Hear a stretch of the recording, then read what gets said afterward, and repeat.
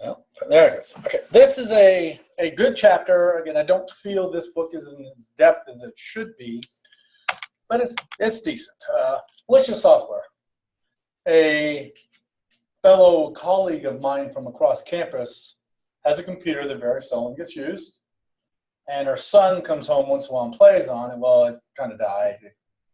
Well, I think they had like 285 viruses on it this morning. They had rootkits. They had every darn thing on it. They still haven't got it fixed. Has anyone here got a virus before? Yep. I've gotten viruses before. I'm pretty sure, like, okay, on my very, very first laptop back when I was 12, you already know where this is going.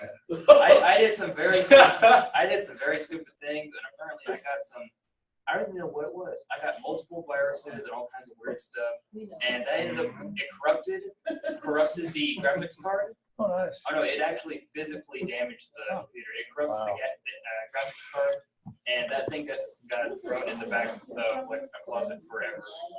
Well, I tell you, the worst one I've ever worked on was WinFixer 2000. I used to have a consulting business. I took care of the Cox, the Ford Center, a whole bunch of companies around town. I took care of St. Philip and every school right industry. Basically, it was a support contract. They'd call me and I just fixed it, whatever it was. And I got a call from the principal saying, "Ken, it looks like I got a virus. No big deal. When you get a chance, can you come over and look at it?" So does that mean stop everything you're doing and run over immediately? No. So I went over next day or two. I don't remember. It was the principal. Really, really super nice lady. She had WinFixer 2012, which showed random pornographic images on your screen. Principal of a Catholic school where the kids are put in there on timeout. Now they're over here and our computer's over facing the other way, but I'm like, okay, that would have been come here immediately. But I'll tell you, that virus, I could not get rid of it. I couldn't.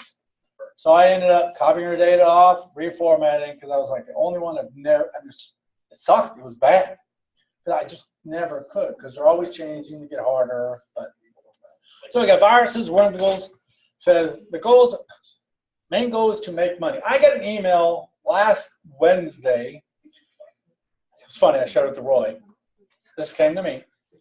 So, I mean, we sent this to your corporate email because we know you read it. Some of you might have hardly heard this, but basically says, I was at work surfing porn, and I clicked on the play button, and it installed their program, which it activated a keylogger and all this other stuff. They have all my contacts, everything off my entire computer.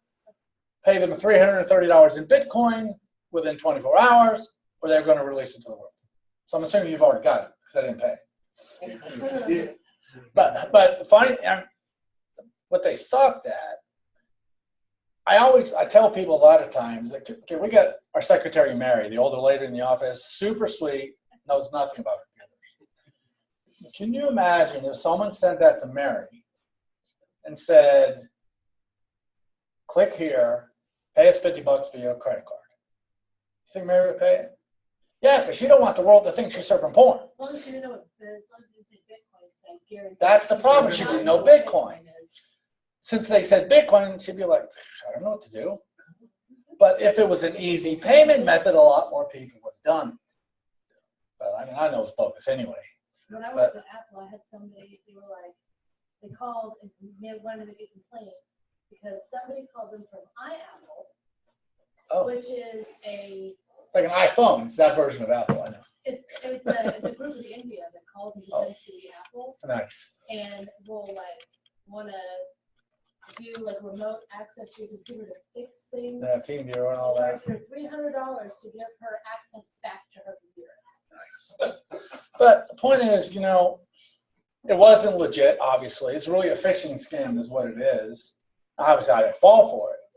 But people fall for that stuff all the time. Okay, and we click on stuff. We get stuff,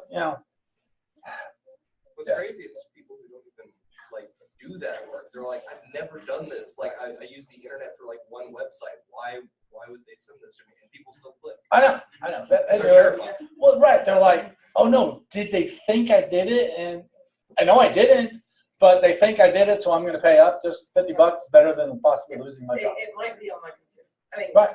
Someone called my mom. Luckily, she was having problems with her computer, and they were from Windows, Microsoft, and there's 3 people, she wrote the names down, and his name down, because I had already told her write anything down for other things, and a phone number.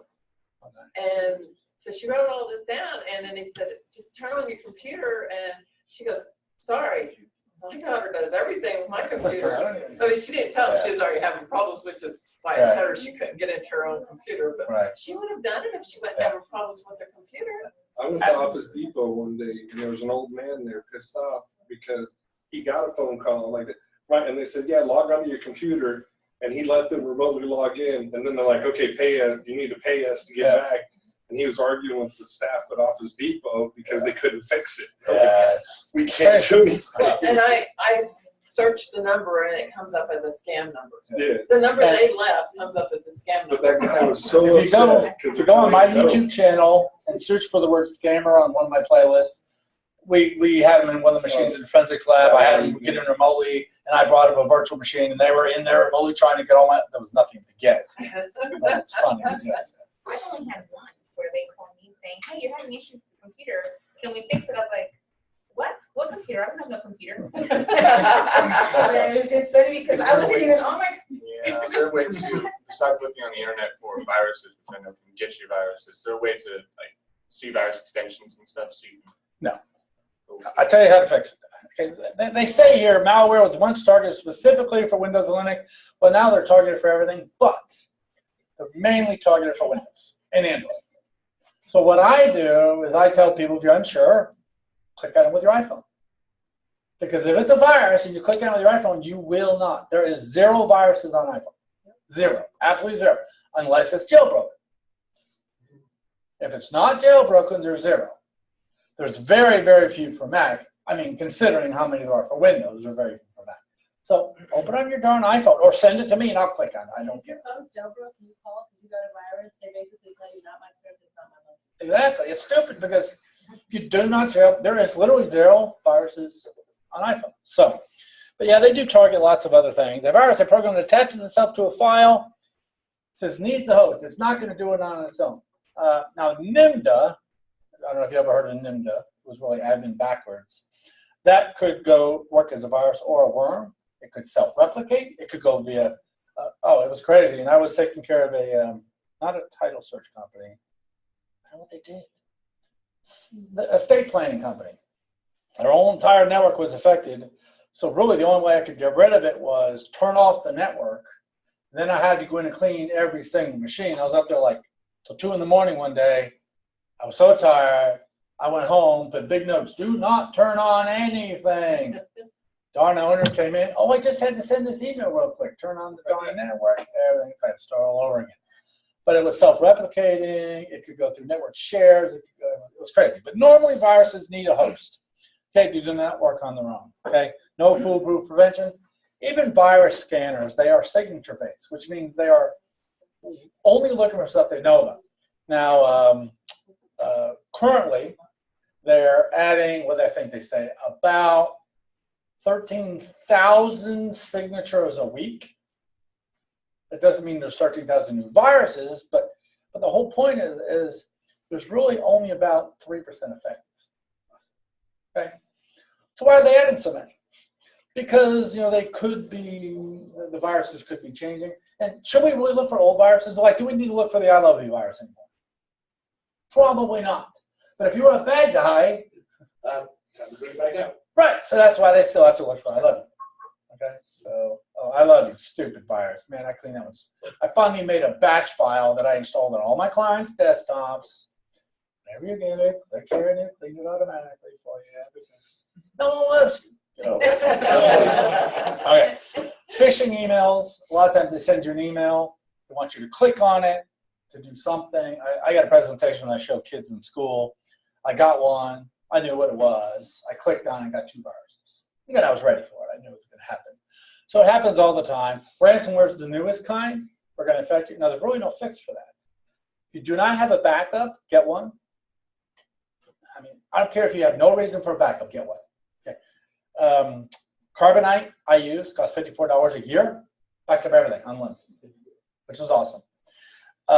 Heck, Google Drive even supports backup now. Google Drive you do realize you all have access to Google Drive for Education. Free, for life, unlimited storage. Why aren't you backing up your machines? I mean, it's totally free. Install Backup and Sync. Do not install Drive File Stream. I loved it. They need to fix it, but it's got errors. I kept having an error. Yeah, there's a problem with it. It's like, it's just, but Backup and Sync comes with Google Drive. Install the darn thing. It'll back up your machines for free. I have Carbonite in every machine. I have obviously Backup and Sync, and I have synchronize. I use Google Drive to synchronize my files. So my important stuff are in a certain directory on this machine here. They automatically sync to my home computer, and they automatically sync to my tablet, and everything, whenever something changes. That way, I always have copies, plus I can grade at home, I can grade on a cruise ship, I can grade wherever I feel like, and it's all synchronized.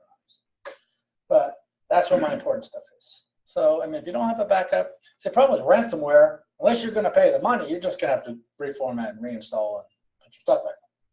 So you should have a backup, okay? And we actually, if you got a Google account and you got the school account, you got two Google. But your personal Google account, you're limited on space. Google Drive, it said I had, what, 1 exabyte of space available. We got 5 terabytes. No, you get unlimited. You get unlimited. Well, when I went into mine, it said 5 terabytes. Personal or your Raider one? Ooh. Your Raider one is now unlimited. It might have changed, but it's unlimited. Actually, I have 3 of them, so it may Check be your another Raider. one. Your Raider is unlimited storage for life. Because I got a Rose So- one also. Oh, yeah, that. But if you think about it, why would Google give it away for free? They want your data. Okay, but what's another reason? They want you to be using Google. Yeah. And if you use it here, you're going to continue using it when you get out of school. You're going to go to your job. Oh no, let's try Google. And there you know, sooner or later, everybody's using Now, the Raider ones are still good even after it. Yes. Do we still keep our emails after? Yes. Yes. Okay. Yeah. That's good, because I realized I did it for everything this, hopefully in my last semester. Yes. So I tell you know, for years I was after Rose State to get rid of the old email we had and switch to Google. Darn thing's free. I mean, free for life. How can you beat that? I know with some of the other colleges, I know my email's mine, but it's not active. But with this one, It it's should stay active. Okay. Okay. So there's just a picture of a virus. Okay. Antivirus programs, there's lots of them out there. You got Microsoft, use Microsoft, use Security Essentials or Forefront. Okay. Windows Defender, same thing for Windows 10. I mean, it's free. Way back when, there was a virus program called Giant, which was, excuse me, really good, which is, I bought it and I used it. That got sold. Now Microsoft owns it and it became Microsoft Security Essentials. It's probably one of the best. If you think about it, who's better to protect the Microsoft system than Microsoft? But, you know, I mean, Norton's not bad, McAfee's not bad. I don't recommend things like Avast. Okay, Kaspersky is great. The problem with Kaspersky is it is written by a Russian hacking organization. Well, who's better to protect you than the people who know how to break in? So they do a really good job with it. But the federal government, I think it was this last year, basically said no more Kaspersky on any government computer. But Kaspersky's good. Some like Trend Micro are too much. I have a chiropractor person I trade out services with. I think she has Trend Micro. And there's an option in there for the ultimate safe, whatever. It keeps popping up. You are not running ultimate safety. Would you like to enable? So what does she click? Yeah. Yes. Disables all network access. Closes all ports. You're safe. You are Man, safe. my email quit working. Huh. I wonder why. You just turned off the entire everything. How about AVG? AVG, here's my deal with AVG. AVG is free. You get what you pay for. The problem with AVG is it works fine. But you know, we have this pro version, we're gonna keep nagging you about it every couple of days, you know. You don't, one day you can accidentally click it, next thing you know you got the pro version on, or you know, we can do so much better, we got the pro version. Yeah, I hate that. I hate that. So, you got a Linux system? Clam. Clam's awesome. Clam. C-L-A-M. Yeah, Clam antivirus. It's really good. Okay. Must be updated all the time. Now, it used to be updated once a week. Now they're like daily. But yeah, a lot of software out there. Okay. Some viruses contain an email attachment. Some are contained in Word documents. They can come pretty much in anything. Okay. All right, macroviruses. Those are the ones normally in Word. I don't know what version of Word, but that's where Melissa came in. Just lots of different places they can come from. Okay. I hate the fact that this happened because now when I open a Word document, would you like to enable? Yes, I'd like to enable stinking macros and stuff that I know I wrote. But it's disabled by default because you're scared now, and it's just crazy. Worm, self-replicating. Stuxnet, made by who? The United States. United States. There's a movie which we own, which I need to play one today. Zero Dark 30, I think it's called. It's all about the Stuxnet virus. They really affected the Iranian nuclear reactor. Was anyone here to hear Shinoi's talk on that? They got infected via a contractor's laptop because there's an air gap between the nuclear power plant and the world. How do you get it in there? Well, you drop USB drives everywhere, and someone picks them up, plugs it into a laptop, bring the laptop into the nuclear reactor area, and you get it infected. They don't have like a separate situation for that? I forget the name of it now. There was a darn zipper that got infected in the Pentagon years ago, and it took 9 months to People are clean. bringing stuff in the download music. Well, Like they don't have any kind of script type of anything. well, I don't know what they had at the point, but I mean, yeah, I mean, obviously nothing good. no. But they actually affected nuclear reactors. The U.S. was in their system for 2 or 3 years, messing with them, causing issues with it. Finally, the Israelis, which were in on it with us, they said, this is boring. They don't even know we're here. So they finally screwed with centrifuges and get offline. Code Red was one of the first viruses that the InfraGard system put on by the FBI. They knew about it was coming. So they actually, when it really was a DNS type virus, and you could change the DNS and you were fine. But I actually was working at a ISP downtown. It was funny because I was working for them 20 hours a week. They get some good money, part-time, but they were working me about 60 hours a week. I'm only getting paid for 20. So I quit. They got infected with Code Red that day. And they're like, Ken, we need you to fix it. What Code Red does, Code Red was a cool virus. It infected your website. It renamed your files to backups, didn't delete them, didn't affect them at all, just renamed them, and changed their front page to hacked by Chinese. That's it. So you delete that, rename your files back, and you get your website back up. But they were freaking out. Everything was infected. What are we going to do? I said, well, I'm supposed to work 20 hours a week. I was working 60. So how about we double the 20 to 40, and you pay me full time for that entire time I work for you in cash right now, and I'll come back up. They wrote me a check. I'm like, okay. So I took it off. I'm surprised they did. It's like, and we got this as you left, and you're asking for. It was funny, but it was lots of different stuff out there.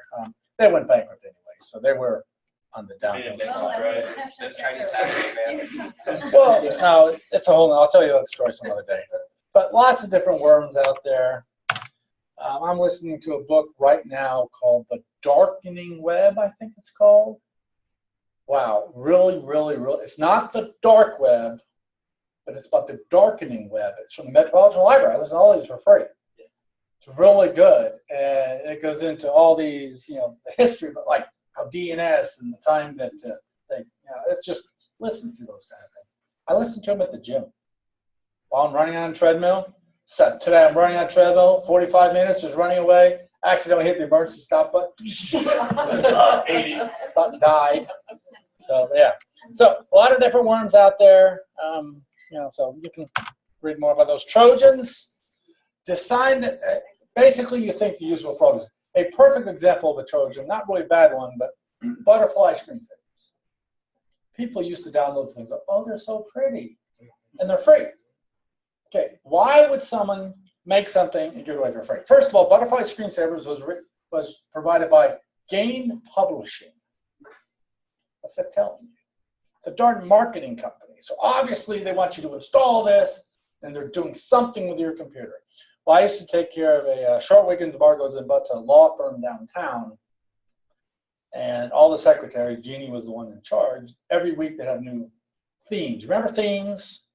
That's when you'd have, during Easter, your mouse was an egg, and when you hopped like a rabbit, it was Yeah, Oh, yeah. but all that stuff on the machines, it would really slow them down and make them hard to use. Well, they would always call me and I had to go fix them. I said, Jeannie, can we try an experiment? For 1 week, let's remove all themes. So she said, let's do it. So I removed all the themes from all their computers over the weekend. Monday morning came, I hear nothing. Tuesday, Wednesday, Thursday, Friday, the whole week, not a single phone call. Next Monday comes around, I call Jeannie. I said, Jeannie, she goes, you're right. We had no problem whatsoever. But I like themes, and I write your check. I said, install the darn thing. So, but really, it's these programs you don't know what they're doing. Okay. Snapchat. You know, you can install Snapchat on your computer. Really? Very few people do. But it comes with, you know, PC optimizer and all this other stuff. Okay, that you don't need. Problem is, people when you install, you download Adobe. Do you know you get a toolbar with it, or no? It's a download manager now when you download Adobe. If you ask if you want to install that, Yeah, Yeah. I say no because yeah. It's very. You got to be very careful because they're going to install that download manager, which is crap you don't want. And now they're hiding it within. Right. What you need to do if you're going to download something like that, you need to go to a site called Ninite, NINITE.com. Ninite, I'll show you that, just so it's on the recording. So you can, my mouse is right there. Okay, NINITE.com. Go to Ninite.com. What you do here is you go pick the apps you want, click on Make Me an Installer, it gives you one executable, installs all those apps done. Yeah, it's awesome. That's how they update all the machines upstairs. We have the Pro version. You can literally make this package and say, boom, send out Adobe and Firefox to every computer on the campus, boom, done. Yeah, if you've never heard of this program, it's awesome. I mean, it's so hard to get Adobe Reader without all that other crap. It's virtually impossible because they move that thing all the time and you can't find the, no, I don't want the download manager and I don't want this. And Ninite is not a Trojan, by the way. Okay. NINITE.com, totally free, excellent program. Okay. But Trojans are programs that have other stuff in them that you don't know about. Okay. All right, and there's some examples. The beaver worm. Man, I work with so many of these. Spyware, stuff that looks at you. Okay. You know, did you ever notice sometimes when you try to sign up for an account, maybe to get a loan or something, or like to get your credit, where do y'all get your credit reports from? Annualcreditreport.com? That's where you get it. It's the only place to go. Annualcreditreport.com. Don't go to Free Credit Report. Don't go anywhere else. Annualcreditreport.com. But when you go there, they ask you these questions. And you wonder, how the hell do they know this? Well, the information is coming from public records. But you know when you sign up for accounts, a lot of times you have to answer security questions. You know those companies sell that information? They do. They actually sell it. So start putting in bogus information. And the reason I know it works, I signed up for an account the other day, and I had to answer some public questions. One of the questions it asked me was one of the ones I used for some of my security questions, and the wrong answer was on the list. Kind of like, you know, if they ask you, what school do you go for elementary school, say, Del Mouse. Just use something that you use for every answer. No, or like water bottle. That for every time you see a security question, from now on, put in the answer water bottle. No one's going to guess that. They might guess where you went to school for 6th grade or whatever, but they're never going to guess water bottle. And you know it all. But I actually saw one of the questions on the list, and one of the choices for the answers was my water bottle, basically. And it's like, wow, so they really are selling it. I heard they did, and now I saw proof that they actually do. So, yeah, it's nuts. They all do it. But spyware, again, reads all your stuff. It can capture it. I was going to have you guys write a keylogger, which I actually have one, but I just, maybe later. Not right now. It's not there yet. Okay. Warning, your computer has spyware on it, adware tracker. They're just, y'all do use like an ad blocker for your web browser and all that. Okay, you need it. Okay. Adware says installed without users being aware. Sometimes, again, just by clicking on something. A lot of times they'll come with other programs where they will activate themselves for a few months or weeks, so you don't even realize where the heck it came from. So it's tough. An easy way to tell if you have something like that, you know, log into AT&T, then all of a sudden you start getting advertisements for Verizon or something, T-Mobile or whatever. Obviously, they're watching what you're doing. And that's Amazon. yeah, exactly. All right, slows down computers, puts a bunch of junk on there, and says protecting against is very hard because they're changing all the time. The best thing to do is just don't click on stuff. And that's good prevention. You know, Aerospace reports a client of mine before I got rid of my company. I actually had them trained. They would click on nothing. Nothing. And they were always calling me, Ken, I got a thing on my screen. No problem. I get in remotely and tell them if it's okay or not. Because they would get infected and they would get tired of being the downtime. So I finally got them to the point where they would click on nothing and they literally stopped getting infected, which was amazing. Okay. It says antivirus programs can detect them, but they don't always remove it at 100%. Okay. Educate users. Don't click. Okay. I literally just did a course on email security. Oh my God, the worst course ever. But it was required for Rose State. You know, you worked at Rose State. Did you have to do those? The alcohol and Yeah, drugs. I had to do it. It was sometime back again. No, there's a new one. We just got Oh, this. no, I haven't had to do anything this semester. Yeah, it was email security was that's bad. They need to send it to all the people, even though they've been working. Well, yeah, well, you're not full time, but Now I'm work study. oh, okay, that's fine. All right, but yeah, so that's what it looks like when you get, you know, virus. Structural training, but still, even with training, sometimes it's very hard. Like I said, I have gotten virus, sometimes on purpose. So yeah, I've literally made virtual machines trying to get infected, and the worst part is when you're trying to get infected, it's quite hard. It's hard to find something. Y'all remember Farmville? The kind of game? Yeah. Someone asked me to play Farmville years ago, and whenever I play again, I have to win. So what I did is I used a virtual machine. I was playing Farmville in the virtual machine. I installed every toolbar, everything to get all those Farmville dollars. Then you know, who cares? You reboot the virtual machine, they're all gone, but you got the money. So it's kind of funny. But it says email monthly security updates. You know, just talk to people, train them. Whitelist thing says allow only approved programs. They block Groupon on campus because it's a known, what do you call it? Malware. What Groupon is? Groupon. You don't know what Groupon It's that is? one thing they keep on seeing ads on YouTube for. It's crazy. Eagle One Pizza. That's the only way to buy pizza. And that's what we did because we sold at cities for AT one year. Brazilian steakhouse. Yes, exactly. Groupons are awesome. It's discounts. Is it actually risky? Not that I know of. That's why I'm like, what the heck are you talking about? I don't know how Groupon works, but there's a site out called Honey, and anytime you're trying to check out, Yeah, it lowers prices, saver prices. it Yeah. searches every single discount code. Tell your dad Groupon's okay, because he's the one who told me it's not. Why did you tell you it's not? I don't know. My Brad, what's up with Groupon? Well, it's a no one would ever like. Everything from race car driving. You get everything. Going to Choctaws. And if you don't use the darn thing, you still get the value out of it. So, okay.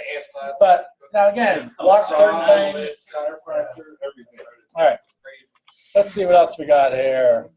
Oh, Spybot Search and Destroy, that's a good one. Malware Bite, oh, they listed right there. Malware Bites is a good one. Even the free version works very well. If you've never used it, I recommend trying it. Sometimes it'll tell you you have bad stuff, maybe a tracking cookie, which is not necessarily bad. But what cookies are, a prime example of a cookie is you go to FedEx.com. First time you ever been there in your life, ask you what country you're from. You say the United States. From that point on, it remembers that. It's stored in a cookie. So, you know, sometimes that'll tell you, hey, you got these cookies. Yeah. Why are they called cookies? You know, I knew that answer. I did. I literally knew that answer just recently. If you think about I it, can't remember. we have kids. Because they literally reiterated in the book I was listening to. If I get a cookie on my machine, I want it to spit out a cookie from my I know. Okay. Firewalls are good. You don't have one at home. I'm assuming you do. Your router probably comes with one. I take my laptop on the road. Should I enable my firewall? Yes. I mean, everything you can do helps. But the problem is, like my chiropractor friend, if you don't, I mean, if you enable ultimate security, you get ultimate security. So sometimes that you can't do your job, and availability is part of that CIA triangle, you know what I'm talking about? So without availability, I mean, what good is it? So, but still, I do recommend firewall stuff like that. Avoid fear taxes. This is avoid scaring users into complying. You have to get them to want to, but you know. Well, that's what Rose is doing us. You have 81 days to complete this training.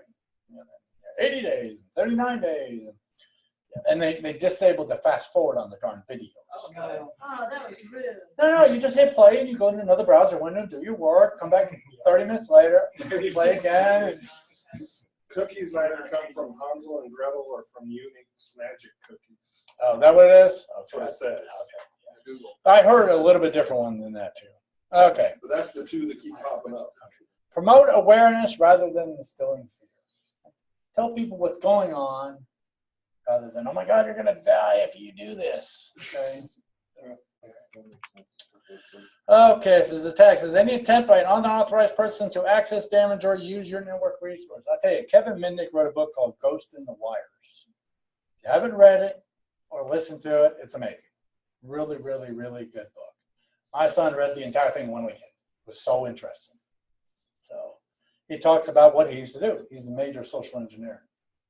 So he talks about different ways he did things and how to, he talks about literally how he called his company posing to be someone else. And like, well, we need to be careful because there's this guy, Kevin Mitnick, calling companies. So I can't just give this information out to anybody, and they gave it to him anyway. He literally tweeted yesterday. Actually, let me find that real quick. Yeah, he's on Twitter. He posts some funny things every now and then.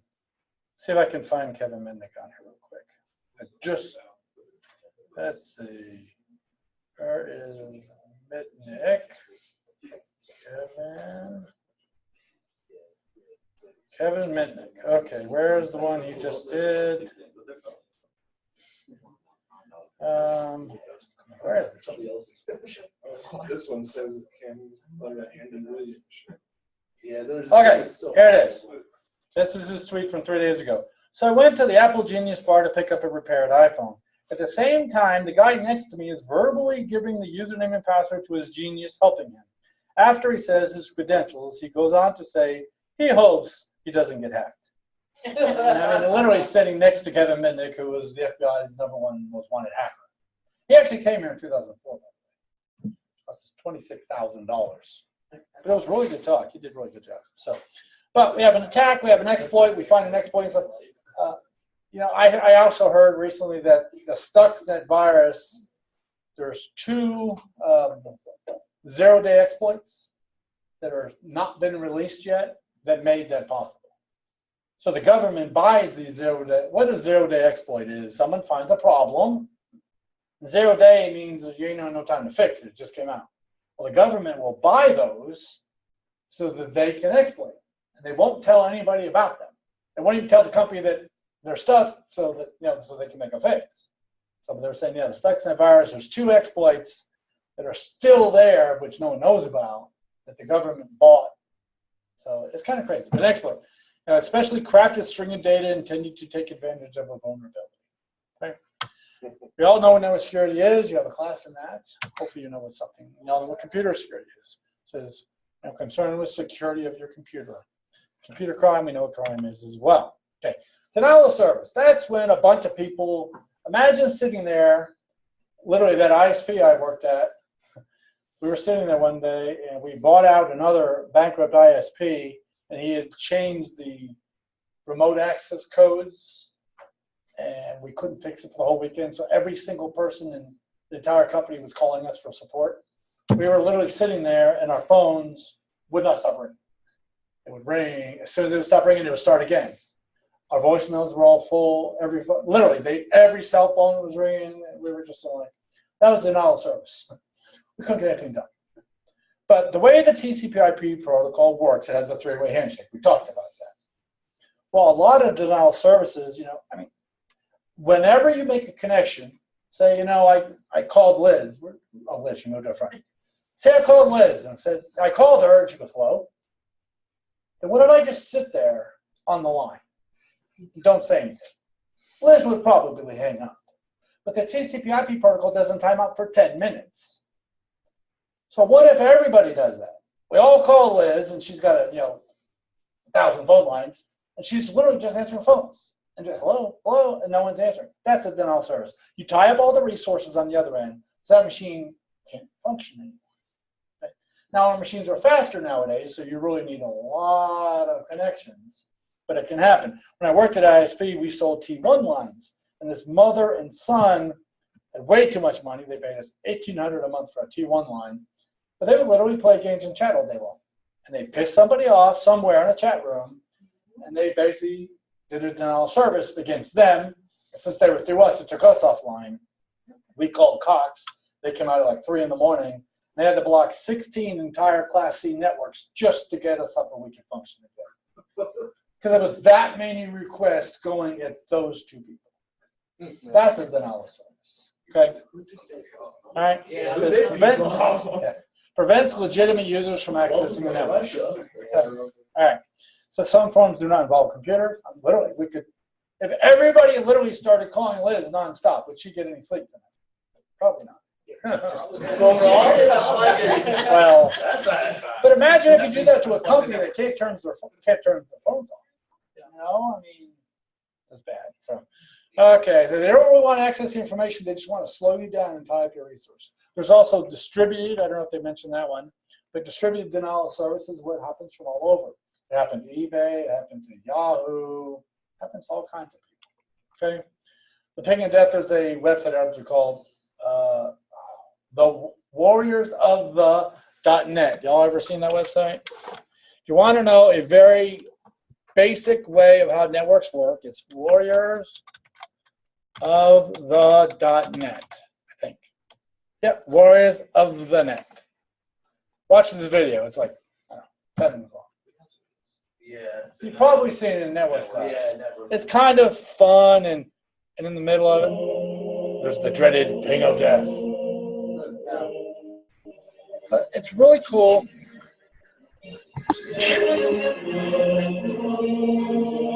With a protocol of his own.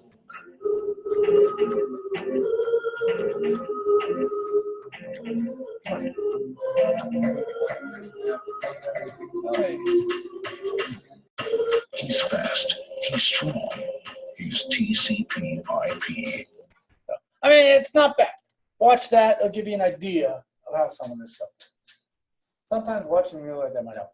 But yeah, the Ping of Death, that really is not out anymore. It was a specially crafted ping packet that was malformed. It would connect to your machine, and your machine would die. Okay? So, all right. It says the attacker creates a large packet, more than that in size. Large packet fragments smaller packets, gets to the destination but causes your machine to crash. Okay. Distributed, that's when there's no service but from multiple locations. Okay, let's see what else is there. Buffer overflow. We might do a project on this. It will not be yet. What a buffer overflow is. Imagine you create a variable. You're writing a program that holds 10 of something, okay, in size. Well, what happens if you put in more than 10? In Java, it won't take it. But in most languages like C and all those, it'll start overwriting the memory locations next to it. The problem with C is you can have a variable that's 10 in size, but if you access number 11, you're actually reading something else that's not the right memory location. In Java, and even in Python, if you try to access an index item that's out of range, you get an error. In C, no big deal. You create a variable 10 and access number 25. And who knows what you're going to get, whatever happens to be in that memory. But for all those, you overflow the buffer, basically. Okay, the point where stuff spills out, pretty much. Okay,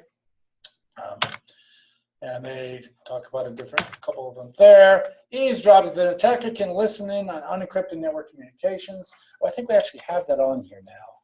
Wireshark. Yeah, we got Wireshark now. Okay, I'm going to just show you how easy it is to see traffic. Okay, let's capture some traffic. Okay, we got some traffic going on here. I'm going to go FTP to ftp.nei.com and log in with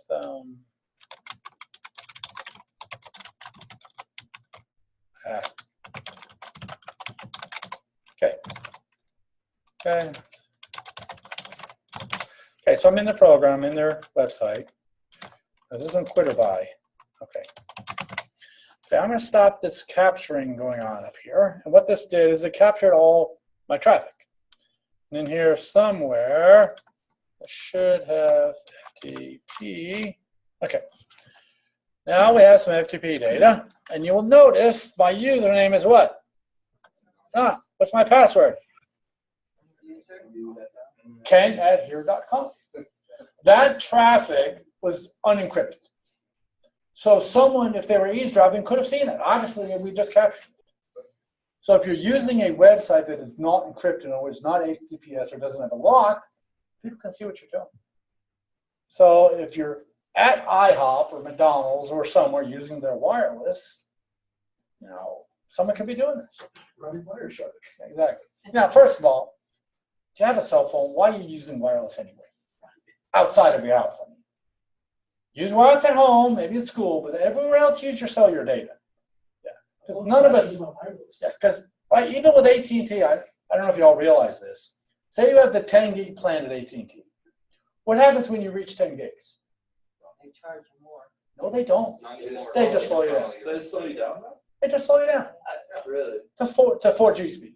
Yeah, but I got. Who cares? That's still good. That's actually. Yeah, not bad. and you know what the unlimited, Actually, the yeah. unlimited channel thing, you get a message at 16.9 telling you that you use this much percentage of your 22 at this speed. Even though it's unlimited. Yeah. Nice. Yeah. But yeah, even with AT, at least with AT, I don't know about the rest. AT&T, I got 15 gigs, and we go over, I get charged. Yeah, $15 because for you're on those the gigs. same. Not That used to be anymore. if you're on an older plan. Okay. Yeah, you must have been an old plan. Yeah. Yeah. But yeah, because literally my wife was freaking out the other day. She was like, oh my God, we're out of data. And I'm like, so what? So yeah, it's just a little bit slower. But I mean, it's still 4G speed. It's just not LTE. And even on the unlimited plans, actually, they don't technically throttle you unless you're in a high traffic area.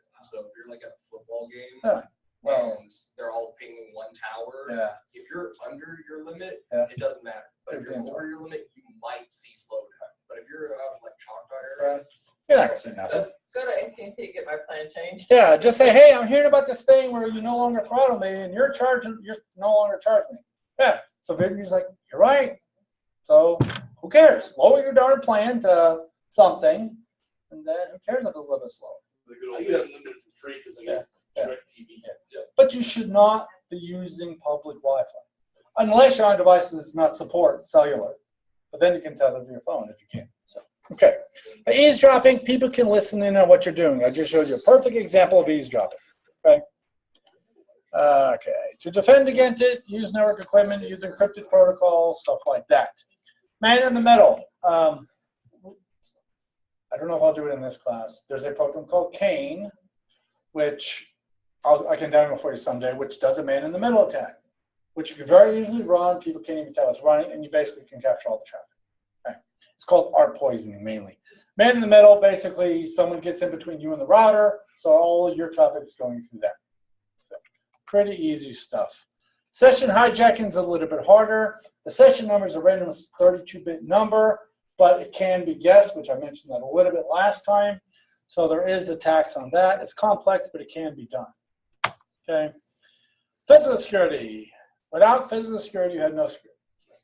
What was it, a couple semesters ago, maybe, I don't know, a couple years ago, someone broke into the back office of 131, stole all the books. And I was gone for 3 weeks, so, there used to be a bunch of books back there. So what we found on the cameras was the cleaning people had backpacks on. They would go into the room empty, come out full, and they kept coming in this room. What they would do is they were unlocking this door at night, going after their car. They were leaving all night long, coming back in, 5 minutes before they're supposed to leave. Because security lets them in the building. They're not supposed to leave until the end of their shift. They would leave through here. So we literally saw it. So literally they all got fired. It was kind of funny, but without physical security, you really have no security. Okay. Insider attacks are the #1 threat. If you don't know that, keyloggers, there are legitimate keyloggers. I installed one on a client of mine because he wanted to see what his employers are doing. I'm like, he's also wanting to know any passwords. So I'm like, okay, this is a stupid idea. But he's like, well, it's my company. I'm like, you've been warned. Okay. But they're software-based, they're hardware-based, they're all kinds. And we'll look at one. Okay. There's an example one that can literally capture every single thing you type. So that brings up a good question. How many of you use LastPass? LastPass? On and off. You need LastPass. If you don't have LastPass, get LastPass. It's free. LastPass.com or something like it. Okay? That's the password manager. Most of my passwords are about 30 characters long. They're all random. I could never type them in. LastPass does it for me. And if you think about it, with LastPass, I use two-factor authentication. Y'all know what that is? Yeah. Okay. I use two-factor authentication. That's how I get into my LastPass system. So all I'm physically entering is one number that's only good for 60 seconds. So even if there was a keylogger on my machine, you're going to get a number that's only good for 60 seconds. Because when LastPass pastes in the password, it's not typing it. Keyloggers don't capture it. See what I'm saying? So by having that, I'm not typing the password, so this darn keylogger can't get it. So get LastPass, it's free. If you need help figuring out how to use it, I'll show you someday. I have a question about that. Okay. I've got it, but when I'm at work, I don't have it on that. You can still log into the web, but you'll have to type in your master password. But then you can copy and paste passwords from there at least. Okay. Yeah. Now, I use it here at work. If you think about it, you probably have a personal account, your own login. So if you install it on your computer, if they let you, it's literally linked to your profile only. You know what I mean? Wikilate it. Okay. So, but yeah, keyloggers there. Lock up your servers. If you have a server that processes credit card information, did you know that it has to be behind 2 separate locks of different keys? In other words, you have to one key into one room, one key into the next room. I mean, it could be the outside door, then an inside door, but either way, you have to have 2 separate keys, 2 different locks. But yeah, lock your stuff up. It says an average person can pick a deadbolt in less than 5 minutes. On TV, they pick it in 0 seconds, but still, people can pick them darn quick. I was working, we have a whole bunch of locks from we did for Gen Cyber, and Roy did, the keys were all mixed up, and Roy was trying to get them all unlocked. I was picking them quicker than he could find the darn keys for them, so they're not that hard to do. Rodeo locks are harder. Keep a record who enters and who doesn't. I mean, who enters and stuff like that. So, all right, that's the end of this chapter. Now, you're not going home yet. Okay. So let me stop recording this, and I'm going to start another recording. Okay, stop recording.